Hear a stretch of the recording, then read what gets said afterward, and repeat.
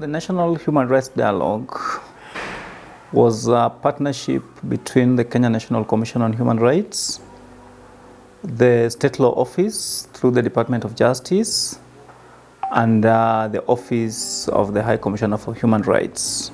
As a country, we have what we call a National Policy and Action Plan on Human Rights, which was adopted by the Cabinet in 2014.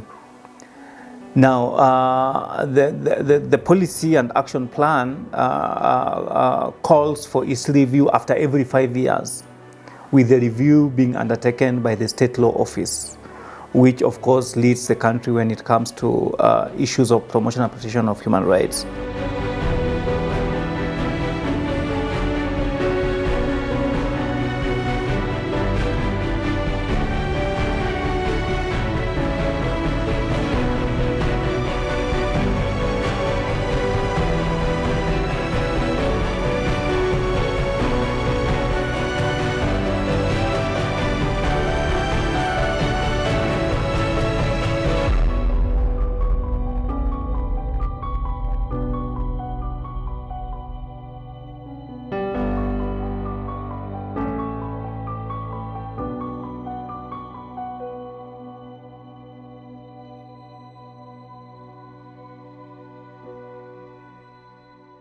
So one of the things we also intended to do with the dialogue was to really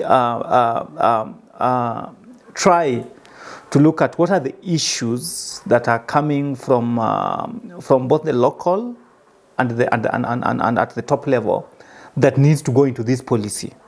Because the State Law Office has just begun the process of reviewing the action, the policy and the action plan.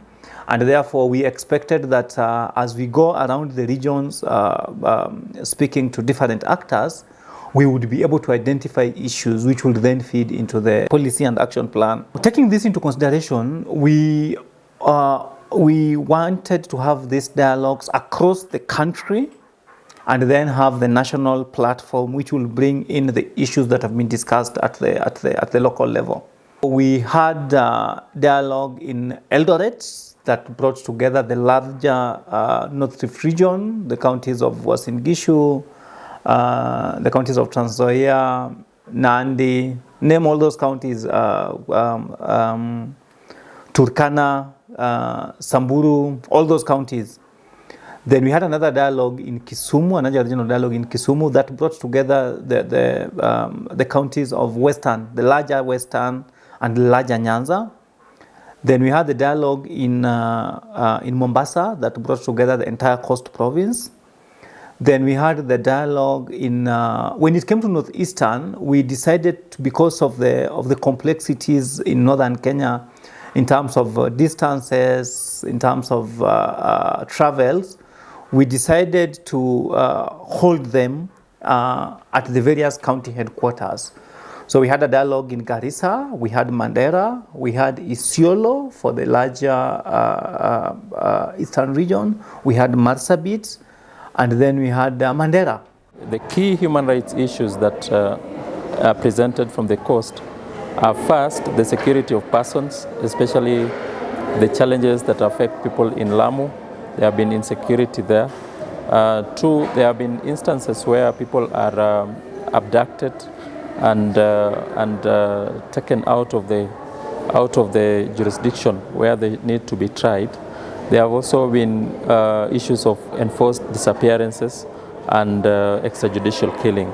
There have also been a lot of questionable trends relating to natural resources, where most of the natural resources at the coast are taken to national level, and thus impoverishing the locals. In Kilifi, there is a huge salt question there. In Mombasa, the question of KPA and privatization is a huge problem. In Kwale, the titanium questions and where the end product is being processed. And also in Lamu and Taita Taveta, where there are also questions of natural resources. Zile changamoto tuko nazo zaidi from Taita Taveta County, la kwanza ni tunaita human wildlife conflict, yani ugonganishi wa mnyama na mwanadamu. Tumekuwa tukipoteza chakula tukipanda, tumekuwa tukipoteza maisha ya wanadamu ya wenzetu, wengi wamekatiziwa maisha na wanyama pori. Also maendeleo yamekuwa chini because tumekuwa tukitegemea farming as our backbone, na sasa haiko tena. The most pressing issue at the moment, human rights issue at the moment, is gender-based violence. Whether it is sexual gender-based violence or gender-based violence in general. Child defilement is on the rise in Busia County. Wife battering is on the rise, and we keep on saying, unless we go back to our cultural values, get what was good and see how we can manage our families, and then I think we can have an issue of trying to minimize this gender-based violence. We need to find a way to talk to people so that through guidance and counseling we can help the victims, the survivors of GBV.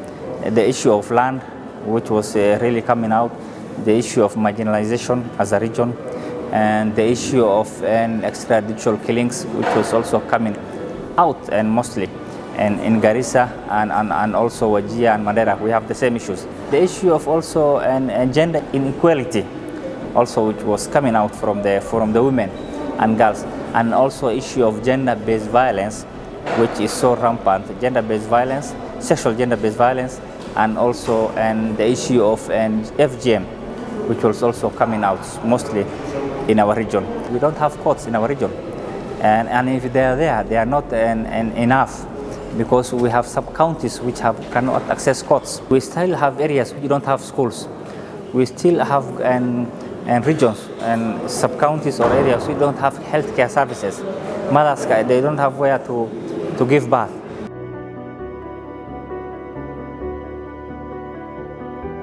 The commitment under the National Action Plan for us should begin with the conduct of people that are supposed to be implementing these rights.